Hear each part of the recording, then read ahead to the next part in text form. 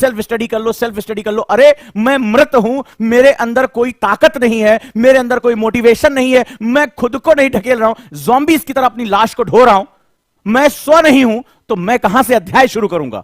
अरे वो तो कक्षाओं में टीचर, हमारे जैसे खुर्रा टीचर के सामने जो लगातार इतनी ऊर्जा पे बोलता है, उसके सामने भी गाल पे हाथ रख के सो जाएंगे। यहां तो तुम्हें जगना है, तुम्हें उत्तिष्ठ होना है, तुम्हें उठना है।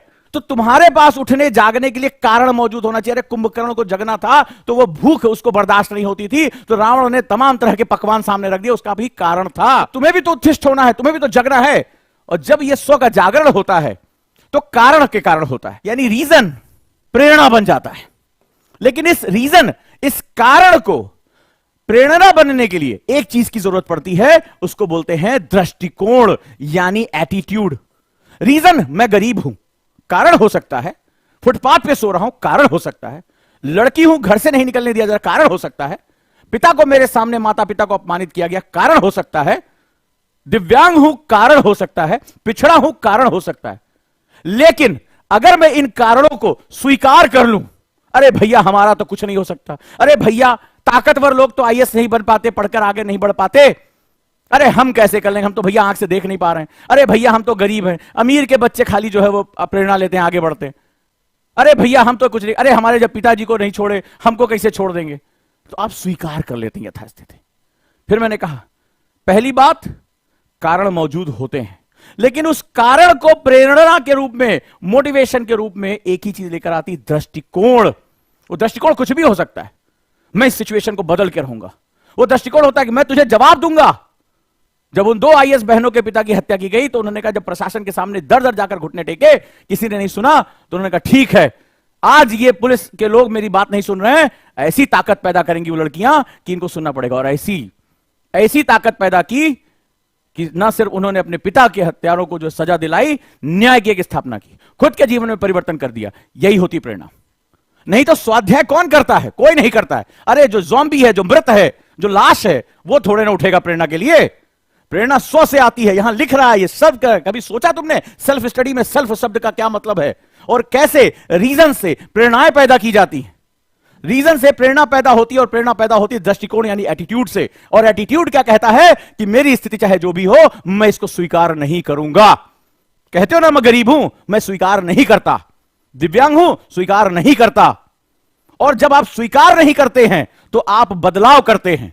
जब आप स्वीकार नहीं करते तो आप बदलाव करते हैं। जब आप बदलाव करते हैं तो खुद को झोंकते हैं। जब खुद को झोंकते हैं तो एक निखरते हैं, और जब निखरते हैं तो दुनिया आपकी चमक से प्रभावित होती है। यही दुनिया का अंतिम सत्य है। और ऐसे ही पर्सनालिटीज का निर्माण होता है। व्यक्तित्व इसी को कहते हैं जो चमकता है, जो इस संसार के क्षितिज पर जिसकी शाइन सालों साल अमरता के रूप में जानी जाती है। बात याद रखिएगा। अब तुम किस कैटेगरी में हो? कारण मौजूद है, स्वीकार कर लिया, तुम कैटेगरी ए में हो।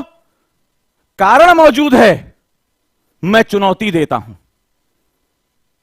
मुझे रोकने का एक ही तरीका है, मुझे तोड़ दो, मैं फिर जुड़ जाऊंगा, लेकिन मुझे रोक नहीं पाओगे। अगर तुम कैटेगरी बी में हो और अपने कारणों में दृष्टिकोण जोड़कर उसके प्रेरणा में कन्वर्ट कर लेते हो, स्वागत है आपका।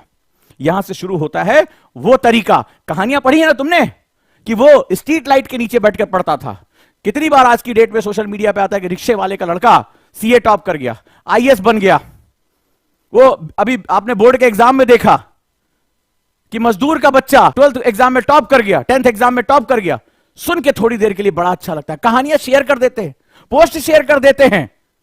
लेकिन तुम समझे, कभी रुका, कभी तुमने बात की कि आखिर ये रिक्शे वाले का बच्चा, ये मजदूर का बच्चा, ये अनपढ़ मां बाप का बच्चा, ये टॉप कैसे कर गया?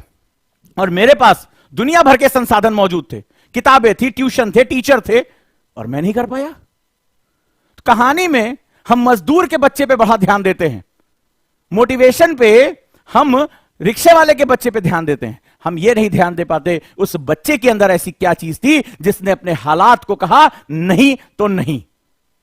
तुम्हारी परिभाषा में मैं एक मजदूर का बच्चा हूं, लेकिन मैं स्व में एक ऐसा व्यक्ति हूं जिसके पास दृष्टिकोण है, एटीट्यूड है, जो यह कहता है कि मैं अपनी स्थिति को स्वीकार नहीं करता हूं।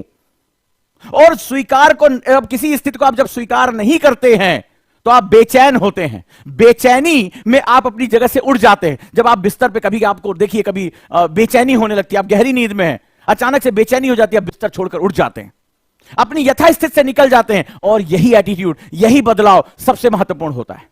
जब तुम्हारे अंदर वो बेचैनी पैदा हो जाती है कि मैं अपनी यथास्थिति यानी इस सिचुएशन को स्वीकार नहीं करता हूं, तो आपकी बेचैनी ही आपको गतिमान बनाती है, आपको मोशन में डालती है। और जब आप मोशन में जाते हैं तो ही आपकी जो है प्रगति वो शुरू होती है।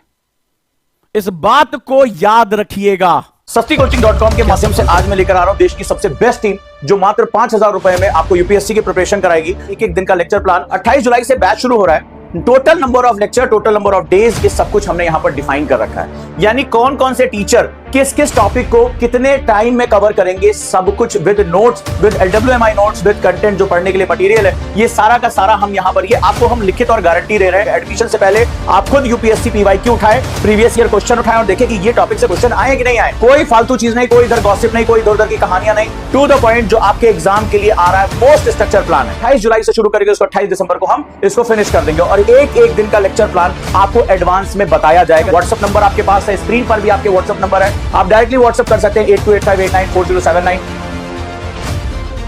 और फिर यहां से शुरू होता है सेल्फ स्टडी का सफर। इसके बिना कोई भी व्यक्ति ऐसा नहीं होगा जिसके पास किताबें, टीचर, ट्यूशन ये सब ना रहा हो। तो बंद कर दीजिए आज से ये मीम्स को शेयर करना कि वो किसान का बेटा था, वो मजदूर का बेटा था, वो फलाने था। तुम पहले देखो कि उसके पास ऐसा क्या था जो मेरे पास नहीं है, और वो है अपनी स्थिति को स्वीकार ना करने की आदत, चुनौती देने की आदत, अपने कारणों में दृष्टिकोण पैदा करके अपने अंदर प्रेरणा पैदा करने की आदत। तब जाकर किताबें तुम्हारा साथ देती हैं, किताबें तुम्हारी दोस्त बनती हैं, और फिर तुम्हारे लिए वो ज्ञान का रास्ता खुलता है जहां से जो तुम पहुंचना चाहते हो, जहां तुम जाना चाहते हो, जो बनना चाहते हो, वो तुम बन सकते हो। हर पल, हर क्षण ये दृष्टिकोण हमें निर्धारित करता है। ये होती है सेल्फ स्टडी प्रेरणा। तो कहते हैं ना कि वो सेल्फ स्टडी करके IAS बन गया, वो सेल्फ स्टडी करके मजदूर का लड़का आगे बढ़ा गया। अरे हमें उस मजदूर के लड़के गरीबी पे फोकस नहीं करना है, हमें उस आदत पर फोकस करना है जिसने उसको इस स्थिति से निकालने के लिए प्रेरित किया। और वो स्थिति क्या है? वो स्थिति है अपनी सिचुएशन को स्वीकार न करना, चुनौती देना, आंखों में आंखें डालकर टक्कर देना। और उस दौरान याद रखना, ये एक ऐसा सिम्टम है, एक ऐसी स्थिति है, तुम्हें एक बड़ी तकलीफ से गुजरना पड़ेगा और उसको बोलते हैं बेचैनी। इस बेचैनी को स्वीकार कर लो। नींद नहीं आएगी, हर समय मन व्याकुल सा रहेगा, छटपटाहट होगी, लेकिन याद रखना यही उस जन्म का कारण है जो तुम्हारी सफलता जन्म लेगी, वो इसी बेचैनी के गर्भ से लेगी। इस बात को मेरी याद रखना। और जो ये बेचैन नहीं हुआ वो अपनी यथास्थिति को कभी बदल नहीं सकता, ये बात याद रखिएगा। यथास्थिति को बदलना है, अगर सिचुएशन को चेंज करना है, कंफर्ट जोन से निकलना है, तो ये बेचैनी बिल्कुल जरूरी है।